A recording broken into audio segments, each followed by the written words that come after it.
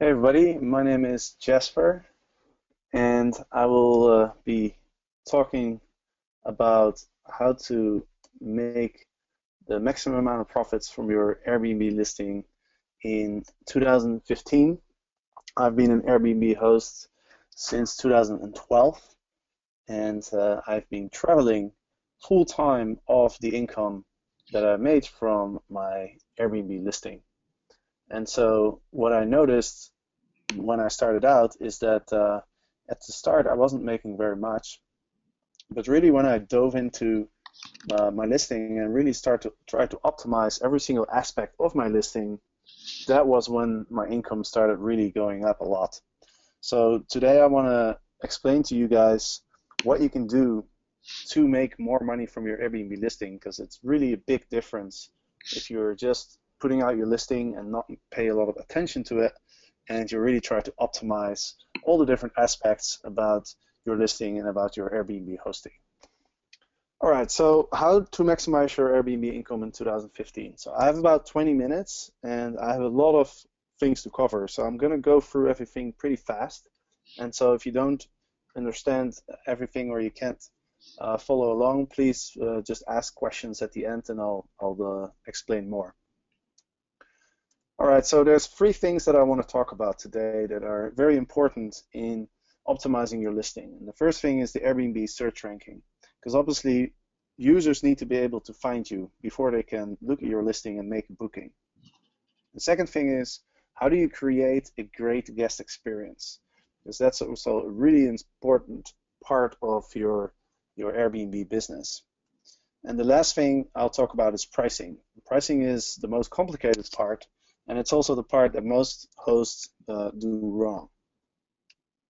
All right, so let's talk about the Airbnb search algorithm. So you can kind of consider it as a mini Google.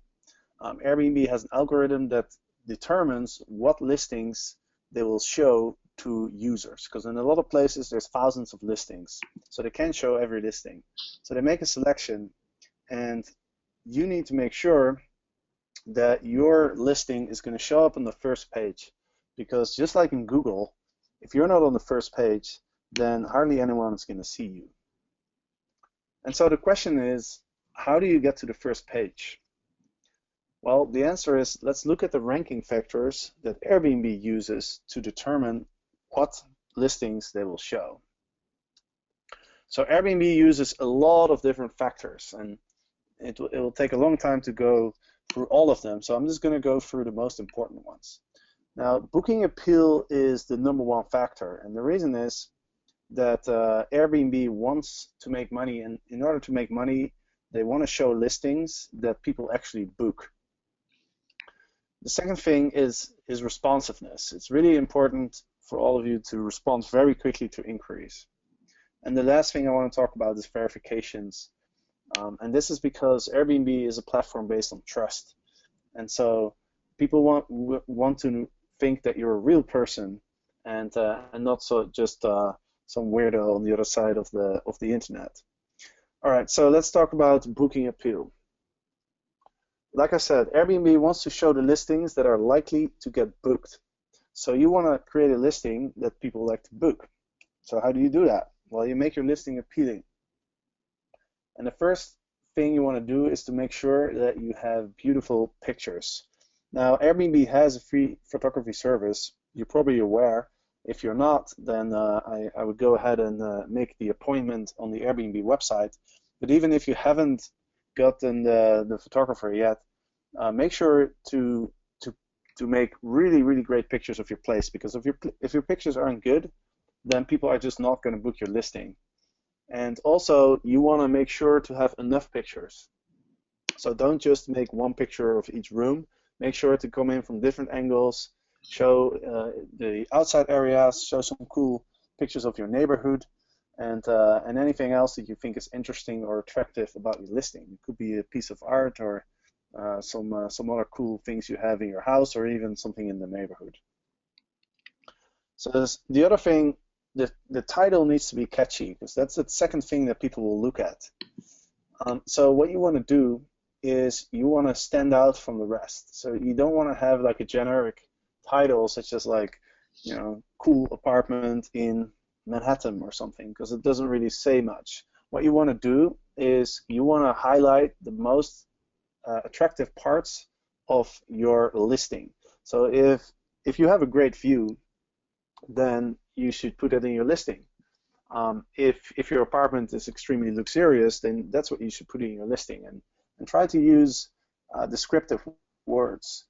Don't use words like nice and good. Use different words like spacious, gorgeous, modern, and those type of words are more imaginative. So it will be easier for people to visualize an experience. And this is also true for your description. I see a lot of Airbnb listings that are very factual. You know, people kind of list the things that they have, their amenities, and some details about their apartments, but it's really not about the facts. What people want is they want to be able to imagine an experience. So again, use descriptive words, like I said before, and I'll give you an example. So instead of saying that you have a balcony, you could also say something like, the balcony offers a perfect opportunity to have a cold glass of white wine after enjoying all the highlights of the city during the day. I'm just making this up, but you get where I'm going. When you hear something like that, you literally your mind just like imagines doing that experience, and that's what sells the space. So let's talk about responsiveness. This is also really important, and the first reason why it's so important is because most users on Airbnb make several inquiries. So Airbnb actually encourages people to make several inquiries. Every time you make an inquiry, it'll say, don't stop. You know, look at some other listings, make some more inquiries. That increases the chance that you'll find something. And so, guess what? If somebody makes 10 inquiries, who's the host that has the best chance of getting booked? Yep, it's the person who responds first. Makes sense. Also, response time is shown on your listing. Now, I don't know if you've ever searched on Airbnb or if you have used Airbnb during your travels, but if I look at a listing and I see that the host doesn't respond within a few hours, then I may not even bother to make the inquiry because I don't even know if the guy's going to respond, right? So the best response time that you can have is within 1 hour. And I really encourage you to strive to have that response time within 1 hour. Now, I know you can't always respond to messages all the time because you probably have a life and you have other things to do except for sitting behind your computer waiting for a guest to make an inquiry. And so what I recommend you do is to use the Airbnb app that you can download on your smartphone. When you turn on notifications, Airbnb will send you a notification when an inquiry arrives. Now, if you are not in a position to respond to messages fast, you can use a service which is called Guesty. And what Guesty does is they will take over and they will respond to all messages within 1 hour. You can give them instructions as to what to reply and what to respond to and how to respond. And if you want to try it out, you can get the first 14 days for free using the code GPFYP. So check it out, guesty.com. Especially useful for people who have jobs during the day and they don't have time to reply, or people who travel a lot. All right, so the first topic is verifications. Now, verifications are important because Airbnb is all about trust. Like when you're using Airbnb, you're staying with somebody who you've never met before in often an unfamiliar place. So you want to feel that that person is real, that person is going to look after you, and that person takes his role as a host very serious. So that's why Airbnb has all these options to verify yourself. You can verify your phone, you can verify your email, and you can connect your social media accounts. So Facebook, LinkedIn, and also Google Plus, I think they have as well. And don't underestimate this because I know this is often overlooked. But I talk to a lot of people, a lot of travelers who use Airbnb all the time, and they always tell me that if the host doesn't have a lot of verifications, then they just don't want to stay at that place. All right, so the second topic of today, guest experience. Now, obviously, this is really important. And first of all, you need to have some positive reviews, because if you don't have positive reviews, then people are just not going to stay at your place. And so if you provide your guests with a great experience, you're going to get a great review. Now, also, if people love staying at your place, they're going to tell other people. So you're going to get word of mouth advertising. You're going to get people who are booking your place specifically because they know people who've already stayed at your place. And thirdly, you can also get returning customers. Like, and I've been doing this for 3 years, and I get people who come back, and that's just added demand for your listing, which is great. And also, you already know the guest, so you don't have to worry about if the guest is going to treat your place well, etc. All right, so how do we create a great guest experience? Well, it starts before the guests even arrive. In fact, it starts the moment you get the booking. Now, we'll talk about this more. The second topic is what you do during the stay, right? These are the two phases of creating the guest experience. So let's start with the pre-arrival communication. Now, I recommend everybody to create your own guidebook. And I had so many good feedback from my guests, because the moment they book, I send them a 20-page guidebook that contains all the information that they need to know. It has directions, it has all the different ways they can contact me, it has all the information about my apartment, how does the coffee machine work, how does the Wi-Fi work, how does the TV work, what can they do in the neighborhood. I have local recommendations, restaurants, bars, supermarkets, all sorts of stuff, including a lot of pictures, so people can kind of get an idea of what the neighborhood is like. And this is really, really, really useful. So I really recommend everybody to do this. I send it out the moment somebody books. So literally like a couple minutes after somebody books my place, they have a 20-page guide in their inbox. And let me just quickly explain to you why this is so important. When you book a holiday or when you're going on a trip, like half of the fun is looking forward to it, right? So when you send people this guidebook, they get excited about your place. So you've already won half of the battle basically before you even met your guests. And also, it just shows that you're a good host. It shows that you're a responsible person. Because you can imagine if somebody is going to travel all around the world to stay at somebody's place and they've never even met the person, a lot of people feel a little bit apprehensive about that.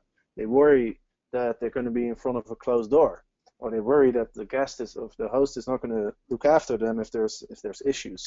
So just by sending out this guidebook, you can already reassure them that you're going to take care of them. All right, be responsive. This is also very important.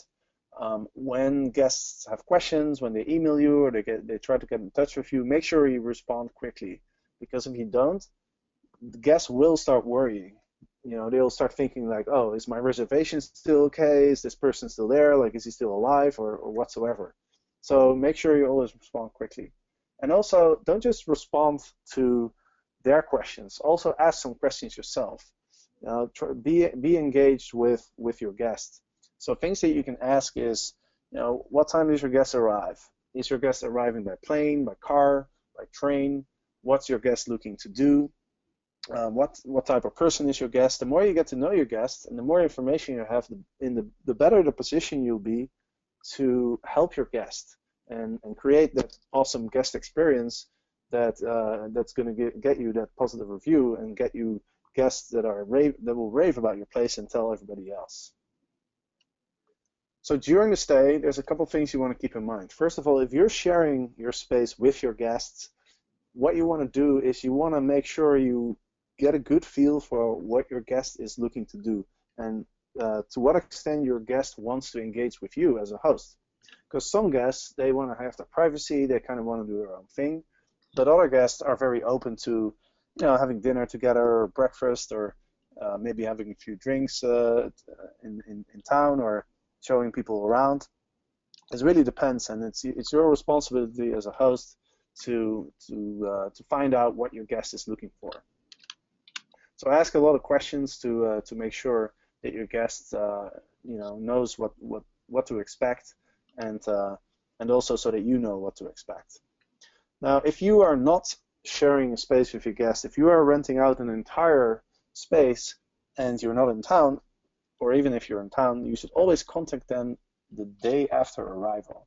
And the reason is, a lot of times there might be some small issues. They're looking for something, or they don't know how something works, or it could be whatever. But if this happens, you want to know about it. And a good time to contact them is the day after they've arrived, because then they've had a chance to look at your place, the neighborhood. They had a good night of sleep, hopefully. So if there's something wrong with the bedroom or the bed or whatsoever, they'll know about it. And so if you ask them specifically the day after they arrive, like, hey, are you guys doing okay? Is everything cool? Do you need any help? Then people will be more inclined to tell you if there's something wrong, and then you are in a position to fix it. And you rather fix something than get a negative review. Because the worst thing that can happen is that you have a bunch of guests and you don't hear from them, so you're thinking, okay, well, I guess everything's cool, and then you get like a 3-star review because there were a couple of minor issues that you could have fixed had you known about it. Last thing I want to talk about is going the extra mile. And what do I mean by this? Things that people don't expect, basically. So basically what happens is people build their expectation of their experience on your listing, right? And so if you do something that you don't mention in your listing, then your guest expectations are exceeded. And that's when people become really, really happy. So what can you do to exceed expectations? Well, you can offer them a little welcome package, for example. Like a bottle of wine, a couple drinks, maybe a few snacks, or you can provide them with a SIM card, or a bicycle, or whatever you have that you can offer to your guests.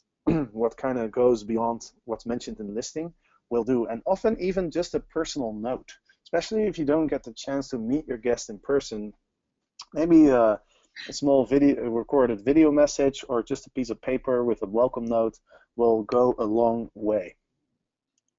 All right, let's talk about pricing. This is really important. A lot of people make mistakes with this. And what do people do? They set the same price for each day of the year. Now, this is understandable because pricing is difficult. Like, how do you know how to price your listing? How do you know how to vary your prices over the year? It's difficult. So most hosts just put one price in. They look at a couple listings and they figure, okay, I think this is kind of what my place is worth, and they just put one number. So big mistake, because you're missing out on a lot of money. What you should do is you should price according to demand. So that means that if demand is low, you should price low, and if demand is high, you should price high. Now imagine you're charging the same price all year. When demand is low, you're charging too much, so you're not getting enough bookings. When demand is high, you're pricing too low, and you're getting a lot of bookings, but you could have charged more for your apartment. So you're basically giving people a discount. All right, so how do we do this? There's two questions. How do you figure out what demand is? And also, how much should you adjust your prices? Now, these are two questions that aren't very easily answered, but there's 3 ways you can go about this. You can try and figure this out yourself, which is what I tried when I first started. You can use the pricing tool that Airbnb recently introduced, and I don't think it's available in all markets yet, so if you haven't seen it, then it'll probably be there soon. And then the third thing is you can use an automated pricing app. So let's talk about these 3 options. So number 1, you can figure it out yourself.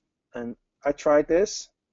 Now, if you have a PhD in math and data analysis, and you have a lot of time in your hands, and you're crazy, then you should totally go ahead and try to optimize your own prices. And I'm kind of joking, but also I'm kind of not joking, because when I started out, I have a degree in econometrics, and I'm kind of a nerd. So I love to play around with numbers. So what I did is I looked at all the other listings in my neighborhood. I looked at hotel prices. I looked at visitor stats from the tourist office. I looked at all these different numbers, and then I started calculating and making models and all that kind of stuff. I spent like hours and hours every day to calculate all these numbers, and then still I wasn't sure if I was doing a good job or not. Now, fortunately, we have an Airbnb pricing tool now. So you can literally go into your calendar and Airbnb will suggest prices. And those prices are based on what they see the demand is for other listings in your neighborhood. So, it's a lot better than doing it yourself.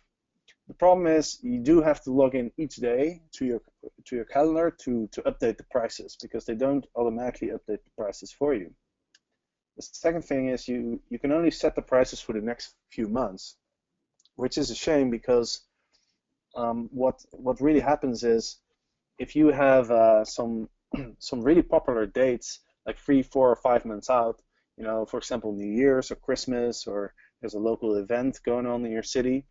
I've been in a situation before where I forgot to adjust the prices, and then somebody booked it for the normal price, but I could have charged almost double. So I missed out on a lot of money just because I was too lazy to update everything a year in advance. The third problem is I don't think it's available in all markets yet, like I said, but it should be soon.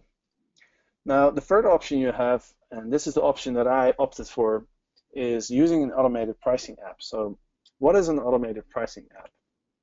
Well, believe it or not, there are companies, startups, that specialize in calculating prices for Airbnb hosts.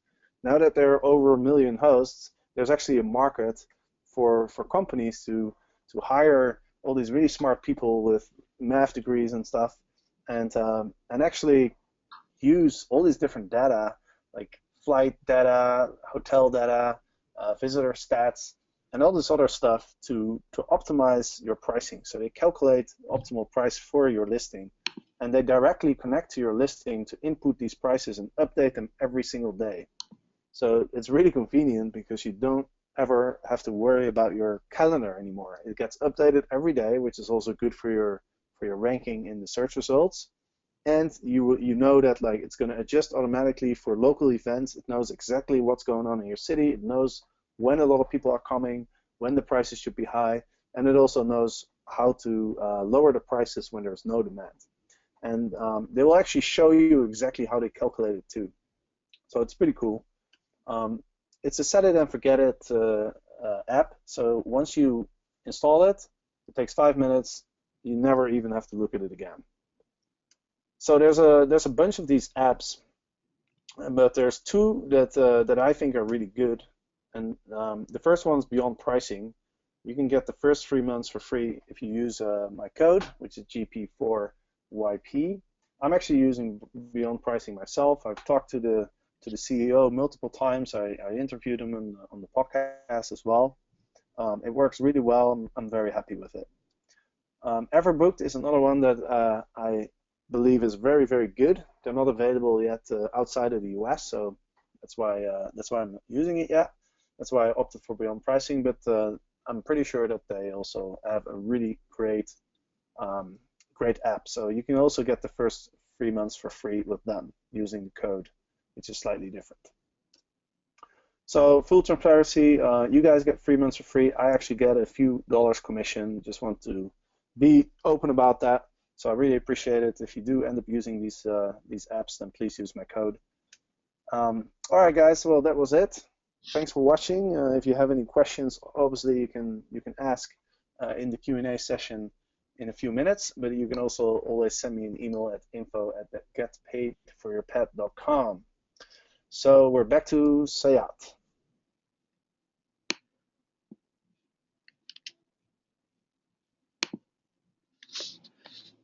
All right, guys. Thanks for all the information, Jasper. One of the things that I always like listening to Jasper is I kind of see things in Airbnb from a technology perspective because that's where my background is. But because Jasper has dealt with Airbnb for quite a long time, and to be honest, a lot longer than I have, I always learn a lot of information that I haven't thought of before from him. Um, can you all see my screen right now? Jasper, can you see my screen? Yeah, I can see your screen. Great. So what I want to do is I want to talk to everyone a little bit about how to spend more time making money and less time tracking your finances. And part of the reason I want to talk about this is at Hurdlr, we have a pilot program running for Airbnb hosts to manage their finances. And one of the main concerns that a lot of hosts have had coming to us is that they don't necessarily know how to track their finances. They don't have the time to track their finances. And also, as they become more active with Airbnb and as their bookings increase, they find that there's a lot more time than they expected that they'll need to dedicate in order to track their finances. So I just want to go over this a little briefly before we jump into Q&A. There are three things that I want to highlight in this presentation when it comes to tracking finances. I tend to look at it from three different perspectives. When you are tracking everything in Airbnb, you want to focus on three aspects. You want to track, automate, and plan, meaning you want to track everything that you do with Airbnb. Make sure that when you start hosting on Airbnb, that every expense you incur is tracked, every receipt that you have is organized and kept, and that you make it very easy for yourself by not commingling funds. Now, what do I mean by commingling funds? What I mean is that you should keep a separate bank account so that you can separate your personal finances from your Airbnb host finances. And that includes keeping a separate credit or debit card for your Airbnb hosting, because one thing you'll learn is that you are going to incur a lot of expenses as a host, and you're going to need to claim those on your taxes at the end of the year. And by keeping everything separate in a separate bank account, when you sit with your accountant, either on a quarterly basis or on a yearly basis, you'll spend a lot less time with that accountant, and it'll cost you a lot less to do your taxes because you'll have everything very organized and very neat. And also, it'll be very clear to you how much you're really making as a host, and the cost and benefit over that. As your business starts to grow and as you start booking more, you want to try to automate everything. And this is actually one of my favorite parts, because what I've seen being both a host and an early user of Airbnb is that in the beginning, Airbnb was just this startup, this service that was started by a bunch of really young guys, and it was just getting started. No one really knew where it was going to end. But now that they have over 1 million listings online, and now that Airbnb is becoming a major player in this space, there are a whole suite of third-party services that are coming out for Airbnb hosts and making it very easy for hosts to go kind of be hands off. With that, you want to try to make sure that you utilize many of these. Maybe focus on the one thing about hosting that takes up the most of your time, and utilize one of these tools to make it easy on yourself. Jasper actually went over several of them, so I won't go into too much detail about many of the services, but these are just a few of them that are out there. There's Beyond, Everbook, Guesthop, Guesty, Handy, which I have a special announcement for at the end of the webinar, and of course us, Hurdlr.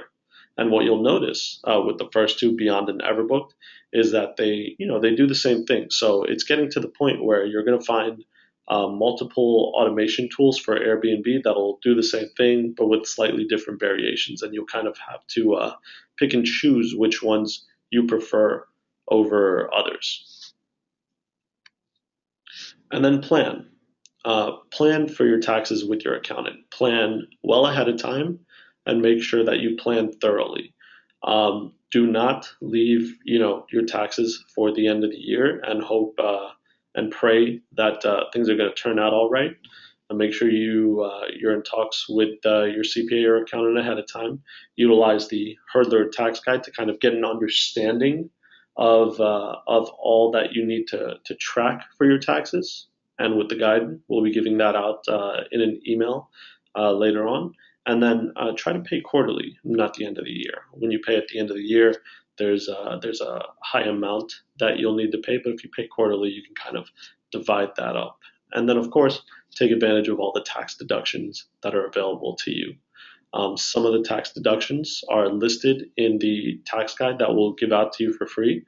But it's always best to speak to a certified accountant and have a personal accountant that you speak to about your personal status as an Airbnb host, because that could change depending on several factors, and have them help you understand what you can do to minimize your taxes and maximize your pay.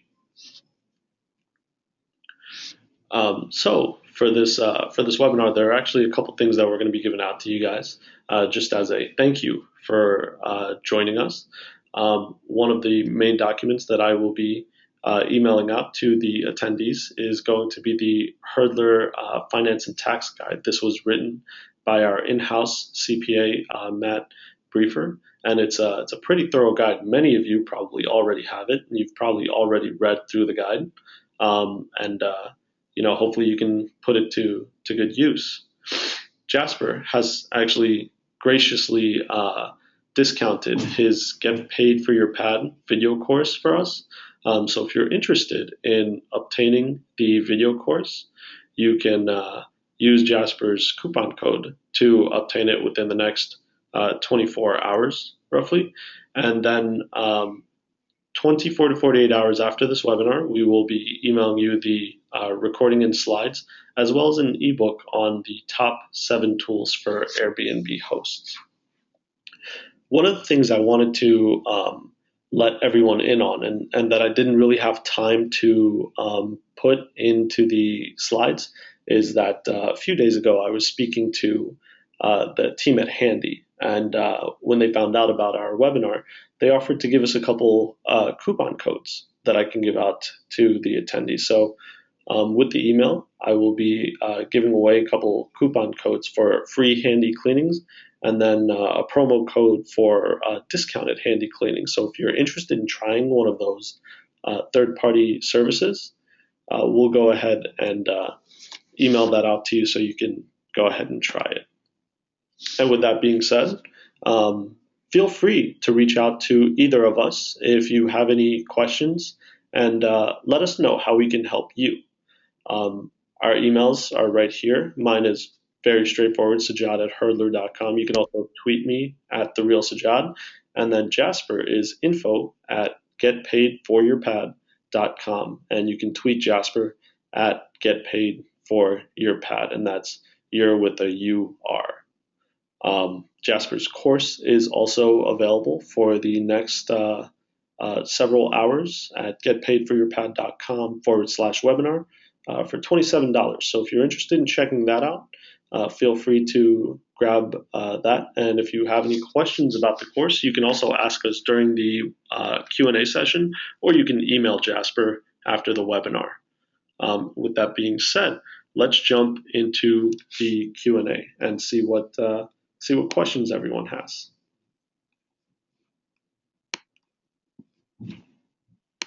So let's see here.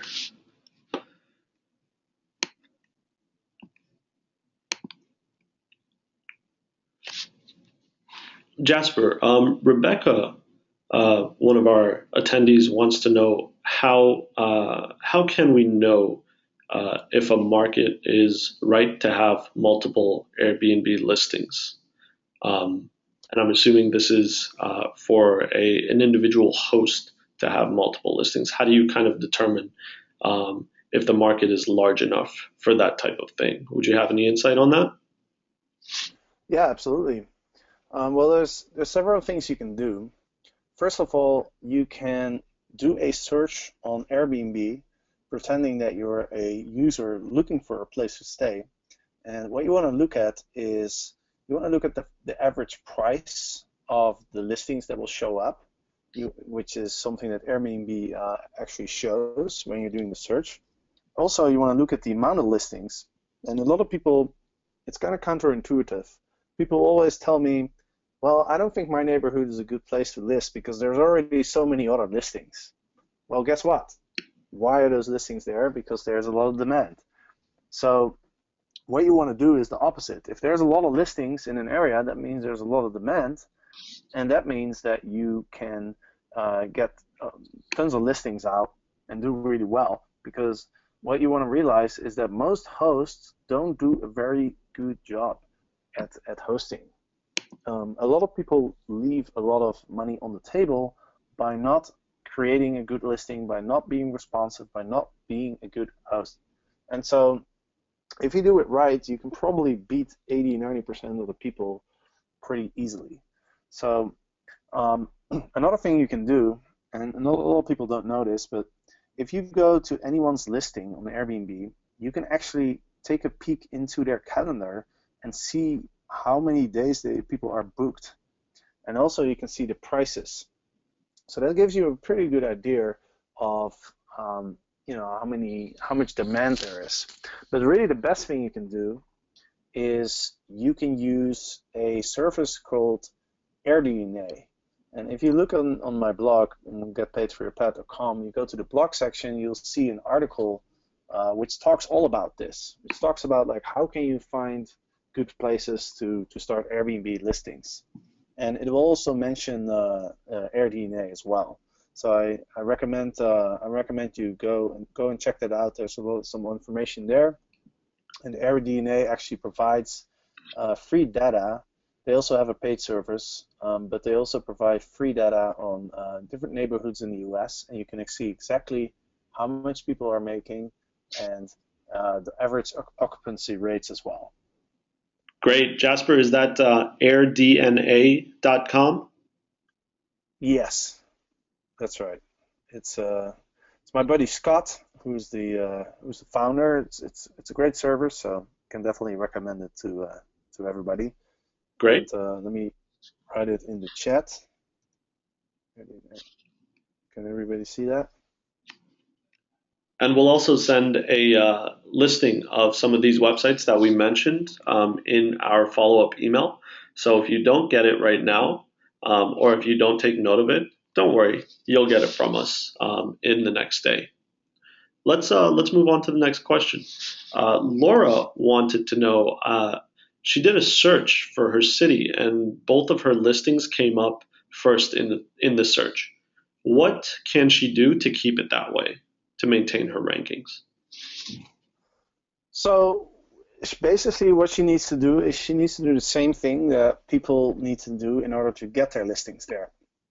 So you want to look at all the different factors that Airbnb uses to calculate their search results. And if you're on the number 1, number 2 spot, that means you're going to get a lot of bookings. So it's easier to stay there than to get there in general, because you're starting out with a new listing, you don't have any reviews, you have no history, no reputation, so it's much harder to get booked. And so what I would recommend is first of all, keep on top of your stuff, be responsive, update your calendar every day, and go find new ways to beat your guests' expectations. If you're on the top spot, you're probably a fairly experienced host. So most likely you're already doing most things right. So you want to get creative. How can you do something special for your guests that's going to give you more positive reviews? And so some of the things that you can do is like I talked about before. It's going the extra mile. Right? It's giving them a little welcome package, giving them a personal note or a SIM card, or maybe you can give them some discounts for the tourist highlights in the city. Anything extra that you can do that people don't expect. Great, great. Zoltan actually had an interesting question. Since Airbnb has their own pricing tool now, how does it compare to the other third-party pricing tools? That's a really good question, and this is something that I've been talking about with the CEOs of these companies. And what I noticed, I've used the Airbnb tool a little bit to try and test it out. It seems that Airbnb looks at other listings in your neighborhood, which is a lot better than doing it yourself. But it seems like it doesn't really take into account some of the factors that Beyond and Everbook use, because they look at flight data, they look at visitor stats, They look at all these other different things. They look at hotel prices, at occupancy rates of hotels. I mean, I think they have a list of like 20 or 30 factors that they take into account. So the algorithm is more sophisticated, and it makes sense because this is the only thing they do. They specialize in calculating these prices, you know, and it's a pretty complex task to do. So I think the Airbnb pricing tool is definitely a lot better than just putting in a one price for every day. However, I'm pretty confident that Beyond and Everbook's algorithms are more sophisticated and will give you better prices in the long run. Cool, cool. So there are a couple questions, that are tax related, and I just wanted to clear up one thing.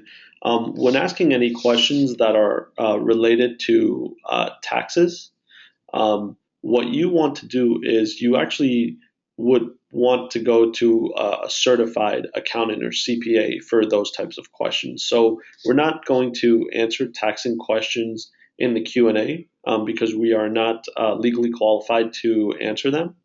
But some of the questions that have been asked on here are answered in the Airbnb tax guide, which was developed by our in-house CPA, so that we will be passing along to you.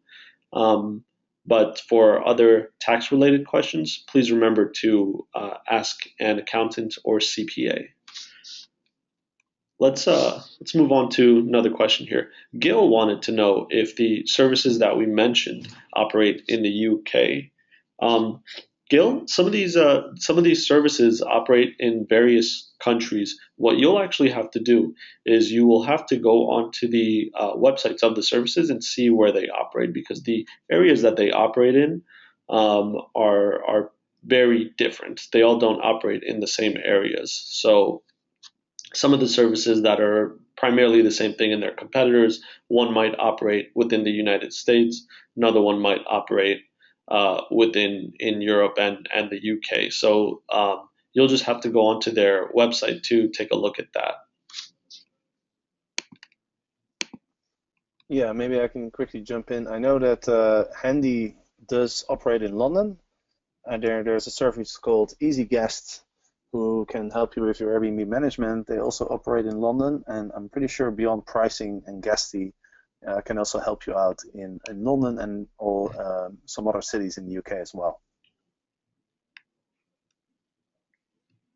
Great, great.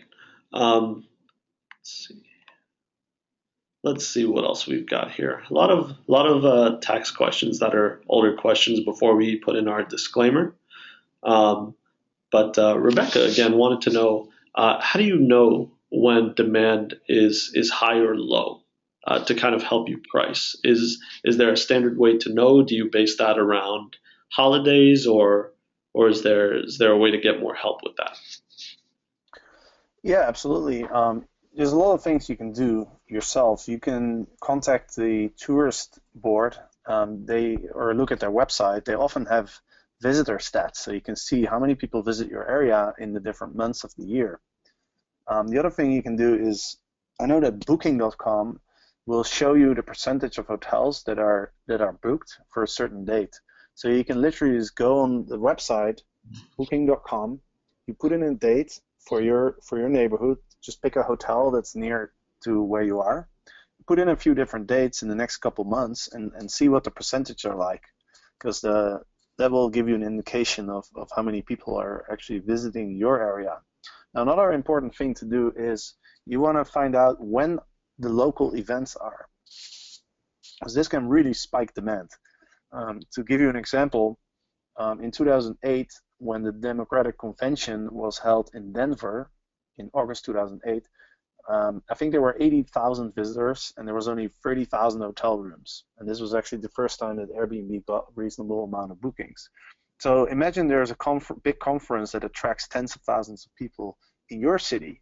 Well, you want to know about that because you can charge double or even more during that time than normally. And again, the hotels prices are a pretty good indication. If you look at the hotel prices and if you look at it often, you get a pretty good idea. Pick up a couple hotels in your neighborhood and kind of monitor how they price throughout the year, because these hotels, they have the technology to calculate what the best price should be, just like Beyond Pricing and Everbook do as well. Great, great. Here's a really good question. Cinta Keeling out of DC, actually, and one of our pilot users at Hurdlr asked, um, if you do another room listing at in your house, will Airbnb send a photographer out again? So if you've already had one listing, you've already had a photographer take pictures. Will they send out a second photographer to take pictures of the new listing if it's within the same house? That's a really good question. I think they do, because their policy is to provide one service per listing. And so if you're starting a new listing, even if it's in the same house, it's my understanding that they will send you another photographer.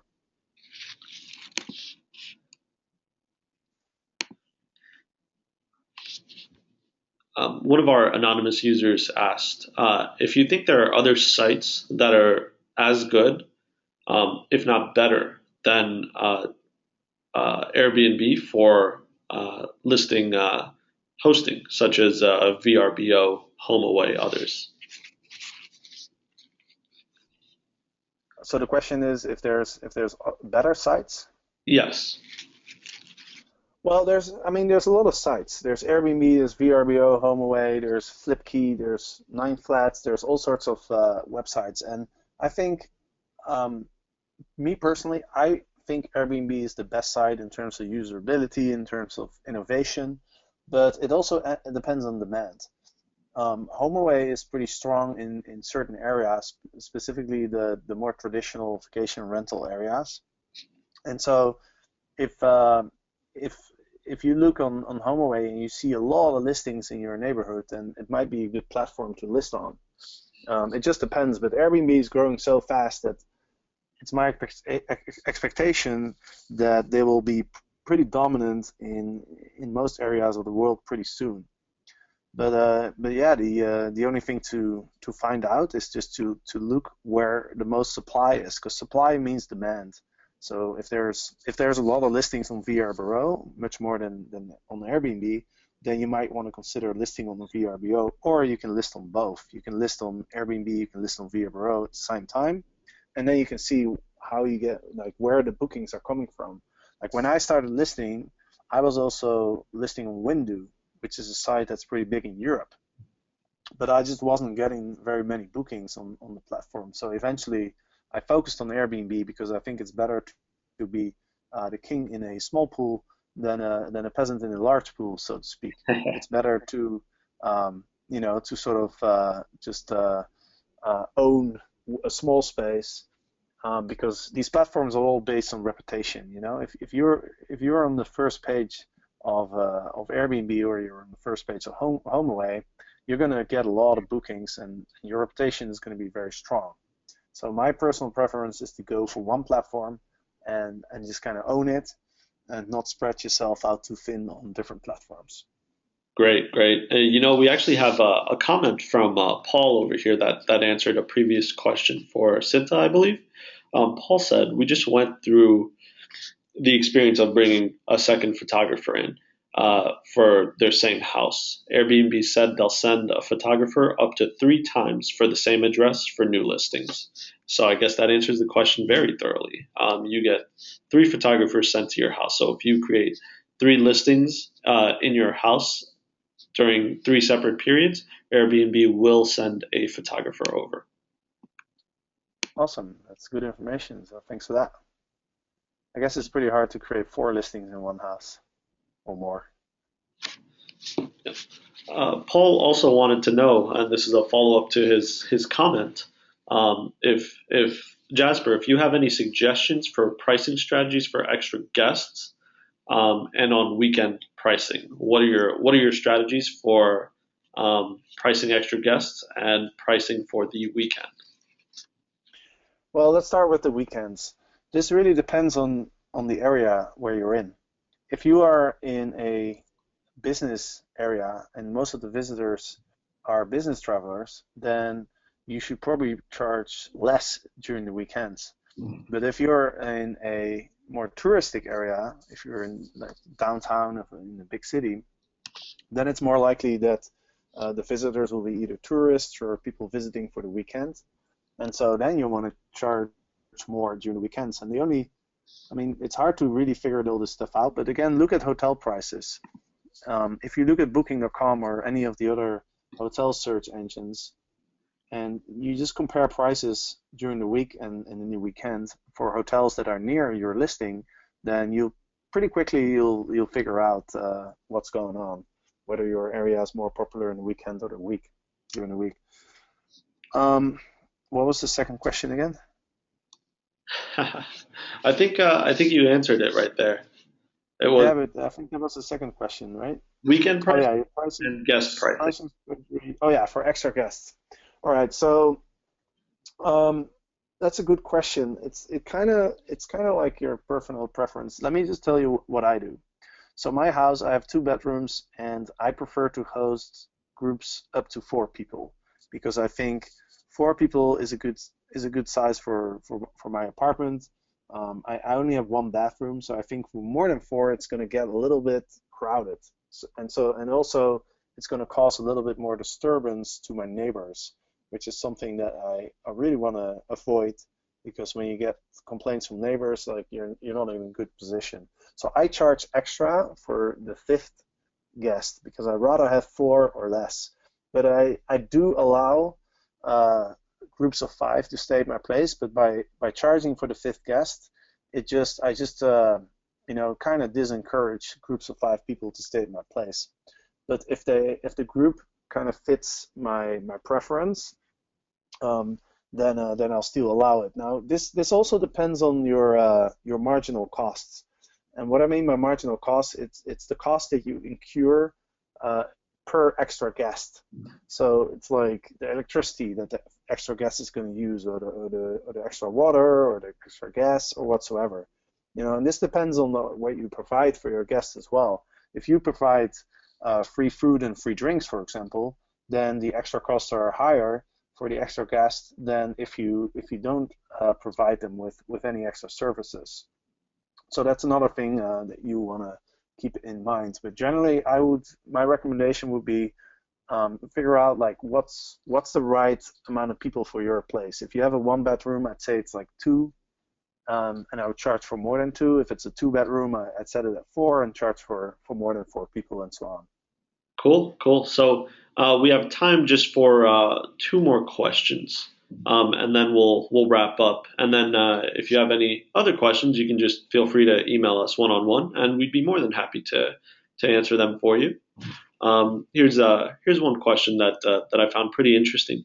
Is there a maximum amount of listings Airbnb allows? For example, will they flag you if you have too many listings? I think this depends on the area where you're at, and it has to do with how strict the city is with their regulations. Because I know in New York, Airbnb did eventually ban some people who had like more than 20 or 25 listings. But I also know one of the people in my community he's in Medellin in Colombia, and he has I think up to 100 listings.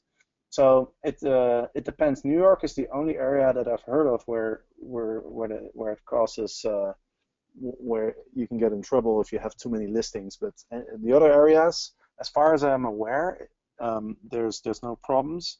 But you do want to keep a close eye on what the city regulations are, because basically the only reason that Airbnb is going to ban your account if you have a lot of listings if it's the city um, is opposing, and if there's a lot of if there's a lot of talk in the city that Airbnb is being abused by people who are having too many listings, etc. So keep a close eye on what's going on in your city, and if you can't find anything, then you're probably okay. Great. And then one final question. If Janelle wanted to know if her calendar is full, but someone searches with no dates entered, will she still be listed in the search results? Yes, if the person doesn't fill in any dates, then Airbnb should show every single listing. Gotcha. Great, great. Well, it looks like that's all we have time for. And again, what you can do if you have any further questions is email either of us, Sajad at hurdler.com, and Jasper is info at getpaidforyourpad.com. We'll be sure to respond to the questions that we can. Remember that Jasper's Get Paid for Your Pad course is available for the next several hours, 12 hours, I believe, Jasper. Yeah, it's available until midnight. I'm happy to throw in a 30-minute Skype consultation call as well. And also, if you get the course, I'll add you to my private Facebook group, where basically what I do in the group is we share our experiences, advice, and also I always provide the products that I create for free to the people in my group, so you get access to all my future products as well. Great. And then on our end, we are currently accepting pilot users for Hurdlr. So if you are an Airbnb host within the United States and you're interested in using Hurdlr to manage your finances, ping me at sajad@hurdlr.com and I'll ask a couple brief questions just to qualify you before we get started. It's free of charge, and the intention is to automatically manage your finances so that you don't have to input any data and so that you spend less time managing and more time making money. That's all the time we have for. Thank you for joining us, and look for a recording of this webinar and the supplemental material that we'll send out via email within the next few days. Thank you. Thanks, guys.